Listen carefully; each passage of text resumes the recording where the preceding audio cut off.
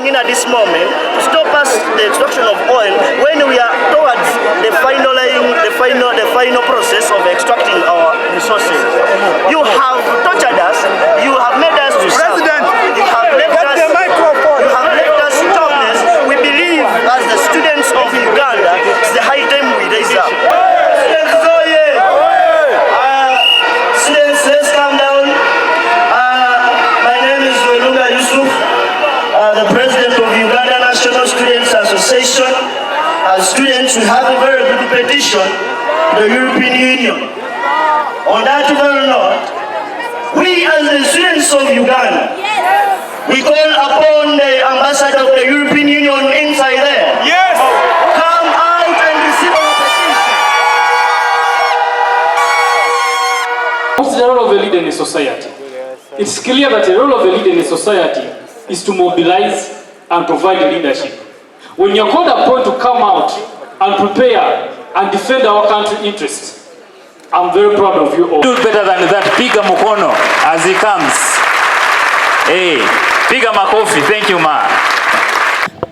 Ekkiriza nti Africa, Uganda and East Africa enokola kusonga zabwe. So lwaleero ng'abayizi b'eggwanga lino tugenda tambula kuva wano e Kololo paka ku office za European Union nga tutwala petition yaffe nga tubategeeza nti kyemutuule mu palamenti zammwe ne mutusalirawo naffe nga Africa ng'eggwanga lino twagala kwesalirawo era twagala kwezimba, twagala kuva mu bwavu. Abayizi baffe balabye bangi nnyo banoonya mirimu. Oil project tukakasa nti genda tuwa emirimu okusuka akakadde kalamba. Kati gwe bw'otuula eno oyagala olemesa Uganda okulaakulana. Ffe ng'abayizi kitugattako okusituka wansi tusitukire wamu tugende tulage ensi yonna nti twagala kwekulaakulanya. Amanya gange Zekakai Nimrod ndi mwizi we Makerere and I'm a student leader. To deliver our petition to European Union, to let them understand that actually it is our role as a nation, as Africa, as East Africa, to exploit and manage our resources. It is very unethical and not correct for today European Union to say and sabotage our program of oil pipeline, and the following day they are passing $266 million euros to support a same pipeline in Norway. This is a clear indication that they are just sabotaging the development of this country and the development of Africa. So it is our role. UNSA has a mission that to prepare patriotic citizens for national development. So today we come here to let the country understand, the European Union to understand that this is our patriotic role to raise up and defend our country in such a mid. Because students, we are at school to look for jobs. The oil program of this country is giving us over 1 million jobs. What else do we want? That's what we want. So if you sit in European Union Parliament and you want to decide for us on how to develop, it is totally not right. And we are letting them know in our voices that please let us do what we are supposed to do. If it's about environment, Europe is the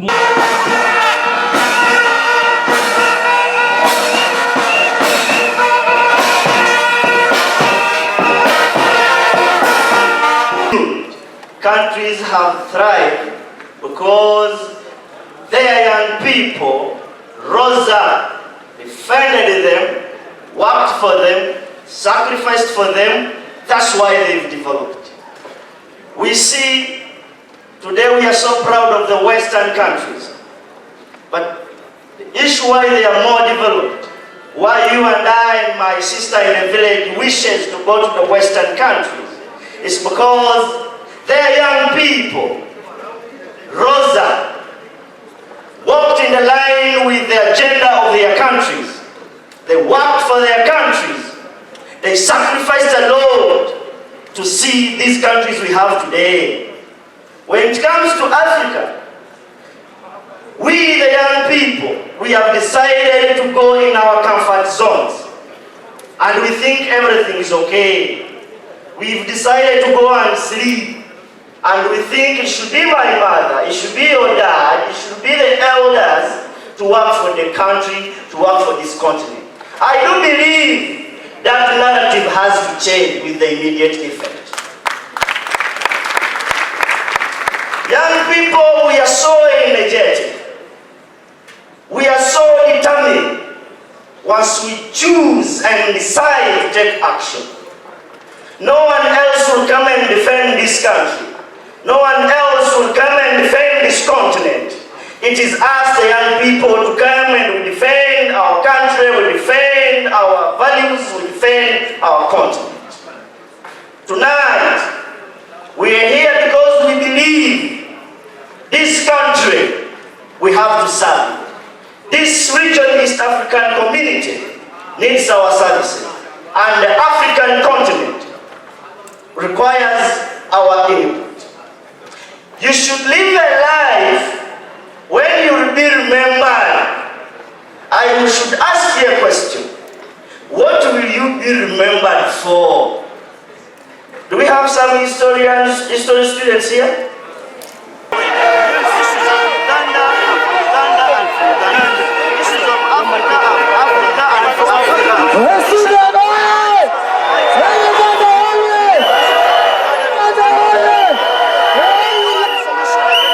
See you making airplanes.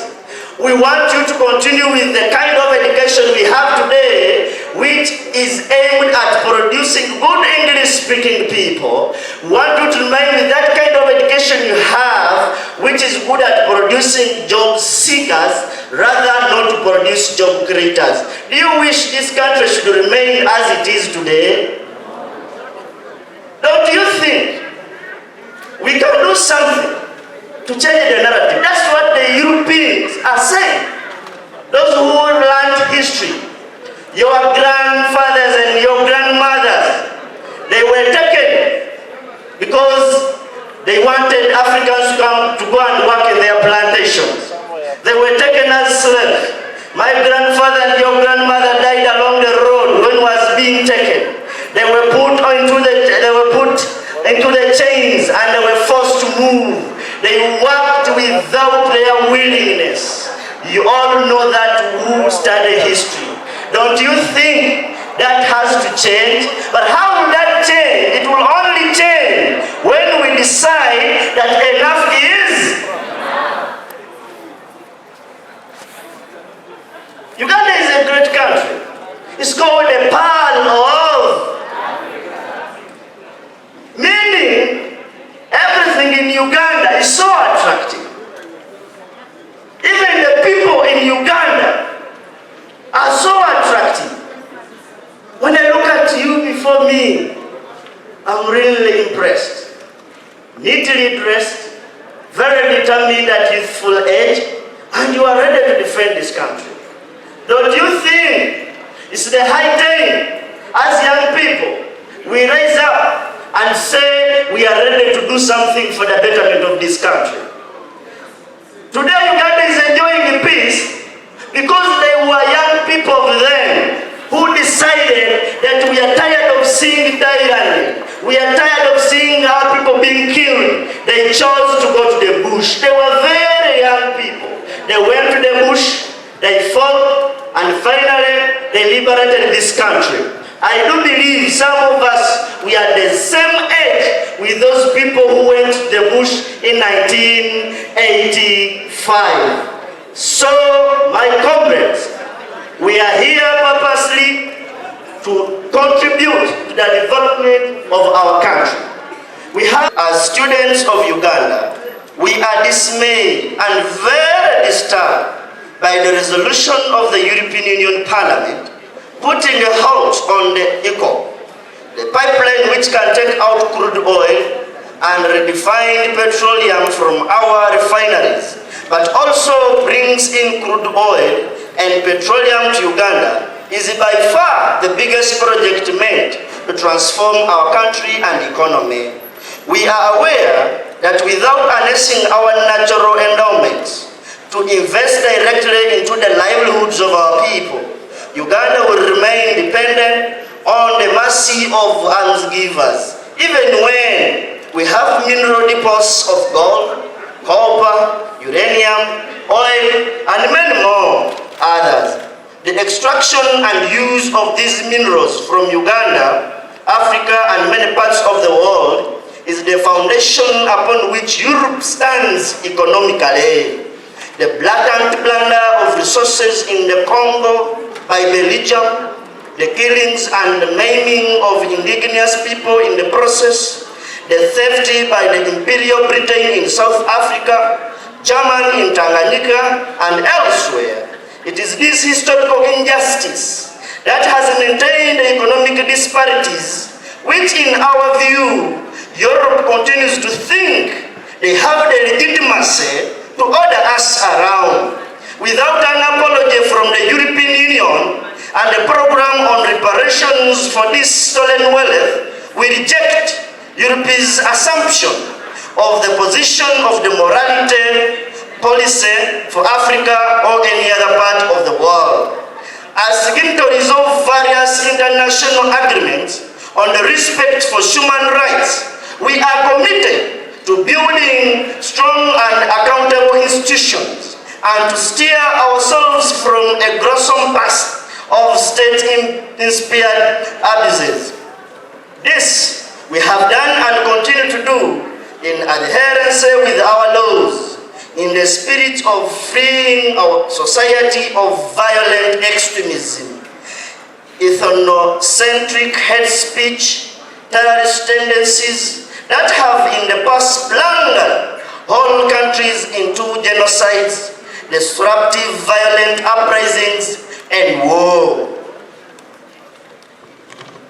Many of the challenges faced by the people of Uganda and Africa, including lack of access to better quality education, dignified health care, and nutritional services, among others, are as a result of limited resources. Stopping one single initiative aimed at changing our current position of suffering and poverty is an act of sabotage and enmity to our basic survival. Uganda has paid a huge sum of its already small budget to create capacity to benefit from the oil and gas sector. This far, our country has invested euro 300 million in construction of an airport and over 500 million US dollars in roads to ease movement of labor and equipment within the oil region. It is immoral for members of the European Union who have enjoyed good education at prestigious universities to sit on their high horses and put a crashing stop to our prospects, on our dreams and aspirations, more especially for the thousands of students who have spent hours and years of hard work to equip themselves with knowledge and skills and are now ready for employment in the oil field. Uganda was to construct dams on even the smallest rivers and harness 100% of its potential in hydroelectric power. We would have 6,000 megawatts of electricity. This is nothing in comparison to what is required to 10 very big industrial facilities, each with a capacity to employ 500 people. If we are to achieve an industrial-driven economy that can create meaningful employment for millions of our people, our sisters, our brothers, our uncles, our aunties, our mothers, our fathers, we must without a doubt explore our alternative universally accepted resources of energy. We support the government on both the refinery and pipeline as one of the sure ways to end our energy wars for meaningful participation in industrialization. The European Union is one of the biggest buyers of Russian oil and gas resources. Europe alone has 103 operational nuclear power plants. France alone has 56 nuclear plants. France has 70% reliance on a nuclear power. Out of the 19 European states, 10 get more than 1/3 of their total energy from nuclear power to run their robust. That was the petition. But before I hand over, as I said earlier on, most of us, at least I believe each of us, studied history. They will tell us, Kasese, we had mineral resources. Who can tell me the resources we had in Kasese? What was in Kasese? Yes, we had copper.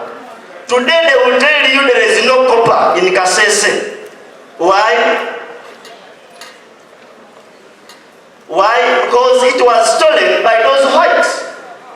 Everything has been stolen from us. seeing that they are putting all these orders. Enough is enough. Enough is enough. The whites must know that we are all human beings. We must respect everyone's values and respect. You shouldn't think that you having a different color, us having a different color, you are superior than us. Never in life. We are all human beings. So, the whites, we respect you and you must respect us.